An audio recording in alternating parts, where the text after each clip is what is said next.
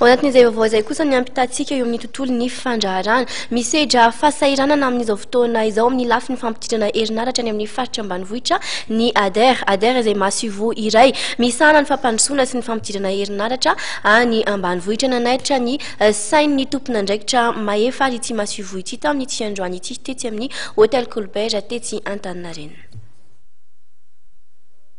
Miletsy dia miletsy ny fandehanan-draharaha ao anivon'ny mahasovo misahana ny fampandrosoana sy ny fampidirana herinaratra any amin'ny tontolo ambanivohitra na ADER izay mitoby Tsivandry noho ny tsy fisian'ny tompon'andraikitra voalohany manana ny fahefana feno. Nanaitra ny sain'ny tompon'andraikitra mahefa tokoa Andriamatoa Dior Amanda, sekretera-panatanteraka Vonjimaiky ao anivon'ny ADER tetsy amin'ny hôtel Colbert eto Antaninarenina io maraina io. Zaitra amin'ny tontolo ambanivohitra izay mariatsika fa 520 isanjato ny mponina eto Madagasikara ary 17 500 fotrotany.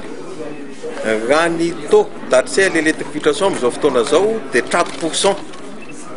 Nametatra fomba fijery vaovao sy nametatra vina vaovao izahay teo anivon'ny ADER mba hapetrarana an'io taux io.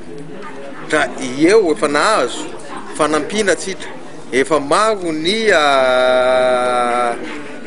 taratasy fifanarahana voasonia efa maro ireo tetikasa mandeha manay izay amin'izao fotoana izao sao re tsy tsapan'ireo tompon'andraikitra ao ambony ao ny zava-dehibe sy ny importance n'io agence de l'électrification rurale io.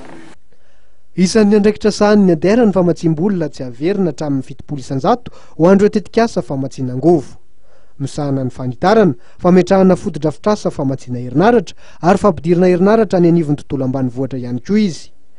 Fokontany miisa 420 sy tanàna 720 no very tombontsoa raha toa ka tsy voahaja ny fitantanan-draharaha ao anivon'ny ADER hoy hatrany Andriamatoa Dior Amanda.